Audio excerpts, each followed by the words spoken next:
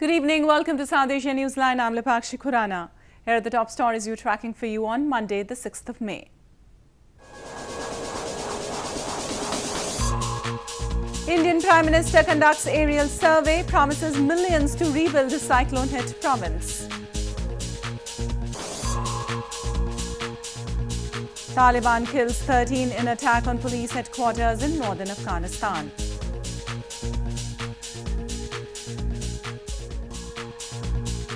And Sri Lankan schools reopen amid security fears.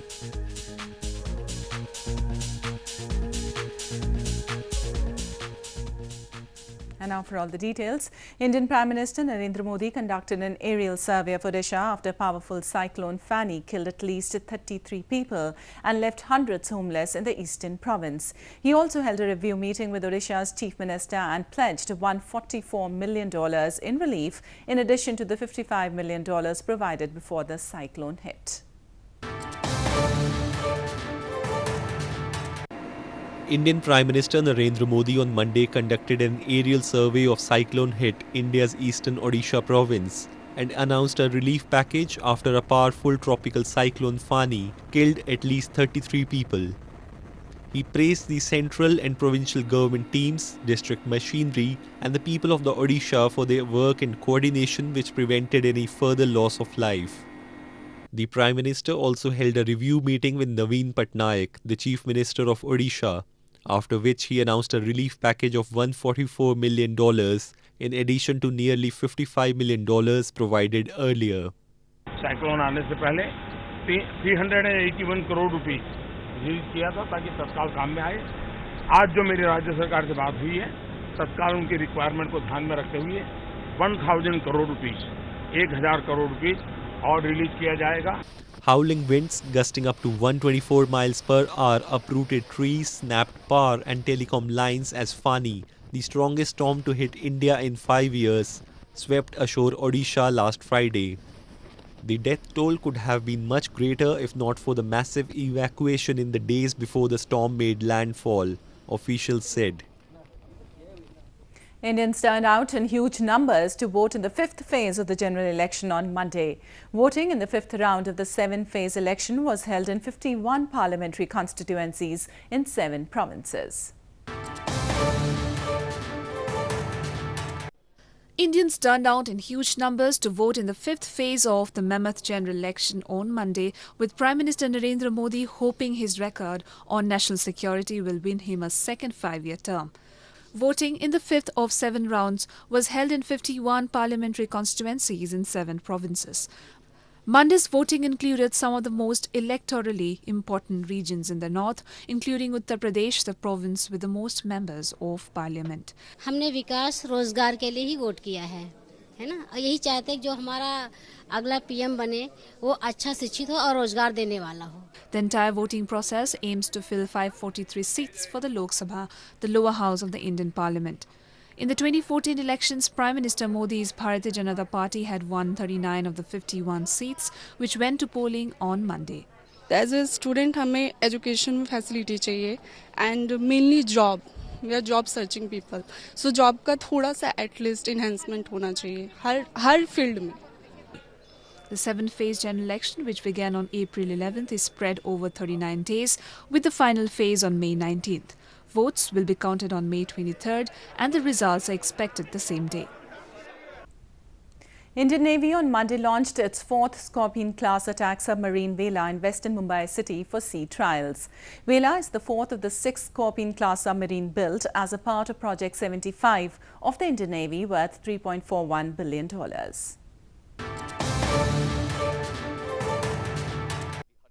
Indian Navy on Monday launched its 4th stealth Scorpene-class attack submarine Vela in western Mumbai city for sea trials.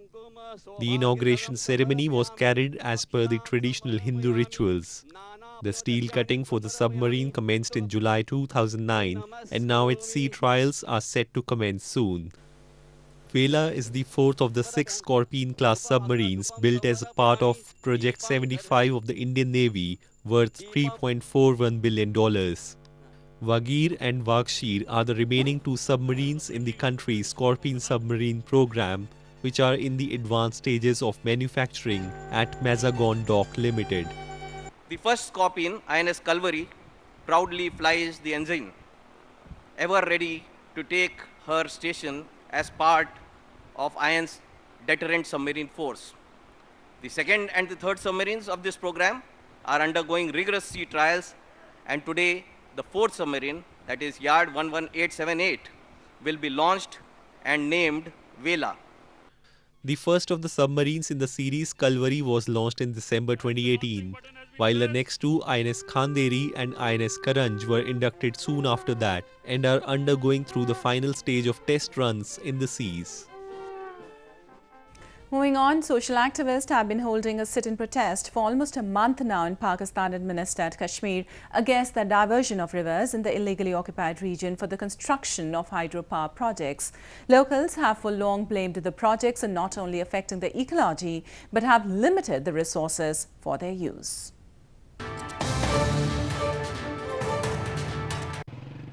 Activists have been holding a sit-in protest for almost a month now in Muzaffarabad city of Pakistan-administered Kashmir to raise their voices against diversion of rivers for construction of hydropower projects in the illegally occupied region. Residents of Muzaffarabad are already reeling from the adverse effects of diversion of Jhelum River. The newly proposed Kohala project, which will see diversion of Jhelum River through a similar tunnel system, has compounded their worries. Activists have expressed concerns over serious environmental damage due to the Neelam-Jhelum hydropower project, which has caused a massive water crisis. हमारा जो दूसरा दरिया गुजरता है मुजफ्फराबाद शहर से, दरिया झेलम, उसको भी डाइवर्ट करने की तैयारी है।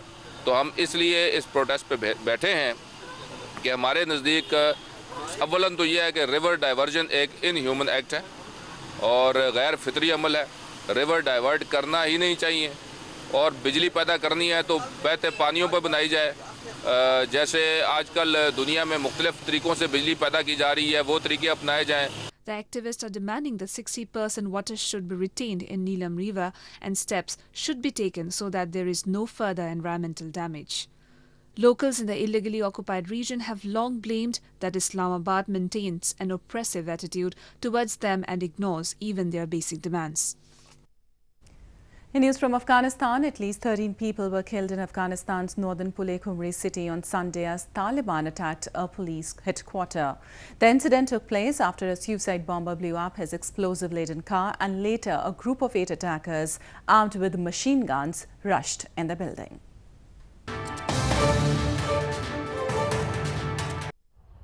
Afghan forces battled for hours against Taliban insurgents who stormed a police headquarters in the northern city of Pule-Khumri after a suicide bomber blew up his explosive-laden car, killing at least 13 people, officials said on Sunday.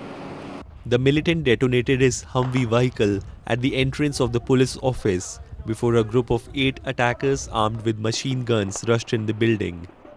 The Taliban, which is seeking to restore strict Islamic rule and expel foreign forces from Afghanistan, claimed responsibility for the attack.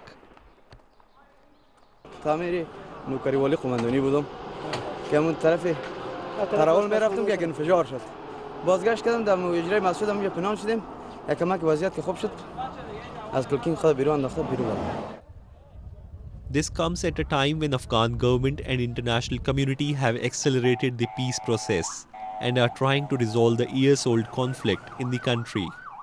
Taliban fighters frequently capture US-made armored Humvee vehicles from Afghan forces to load with explosives and use as car bombs to breach military fortifications. In news from Sri Lanka, many concerned Sri Lankan parents kept their children out of schools on Monday as classes resumed on a staggered basis amid heavily armed security presence. Security forces were on high alert after intelligence reports said that militants were likely to strike before the start of the Islamic holy month of Ramadan.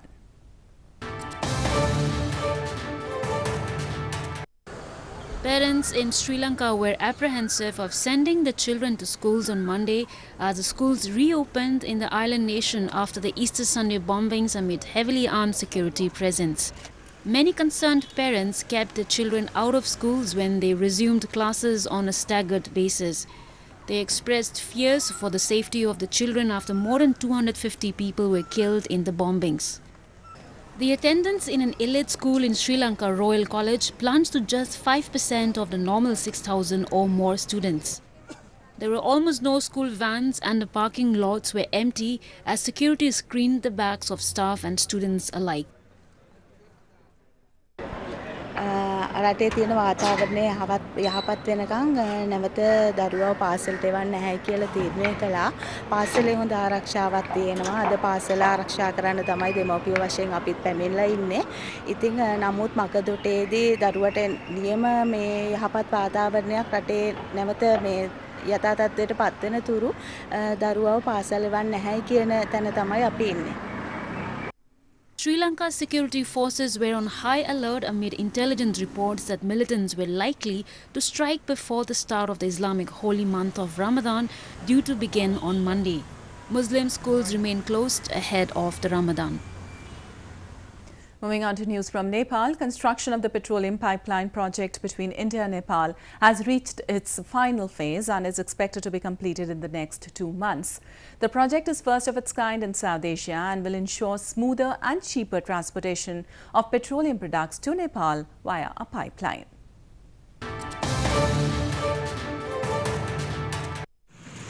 The work of cross-border petroleum pipeline project between India and Nepal has reached its final phase and the work is expected to complete in the next 2 months. The project, first of its kind and scale in South Asia, will ensure smoother and cheaper petroleum products transportation to Nepal via a pipeline. The laying of pipeline and clearing of forest area was recently seen approaching completion. बैठला से नेपाल आइलिंग में कि वार्षिक के सने 2 अरब से बेसी सकी होते आगे नाफा होते जे मानो ट्रक से टैंकर से तेल लाबे टैंकर वाला के ढवानी भाड़ा हम टैंकर में मानो डीजल लाबे जाला डीजल बैल का जाए तई सब जोड़ला से कम आइलिंग में ढवानी भाड़ा 2 अरब बचते 2 अरब जखन ते ढवानी भाड़ा सस्ता होते तब निश्चित रूप से नेपाली जनता के सी होते ये सस्ता में अपने के मतलब तेल मान लीजिए 2 महीने में जंगल साफ हो गया ना 2 महीने में काम खत्म हो जाएगा. The project costs nearly $30 million. Nearly 8,000 trees were cut in the process for the pipeline from Motihari to Amlekganj. The pipeline will ensure a fuel supply capacity of 200 kiloliters per hour. A church in India's southern Puducherry town is gaining popularity for conducting Mass in 3 different languages. The church has been inspired by the Notre Dame Cathedral in Paris and is known to be the 4th oldest church in Puducherry.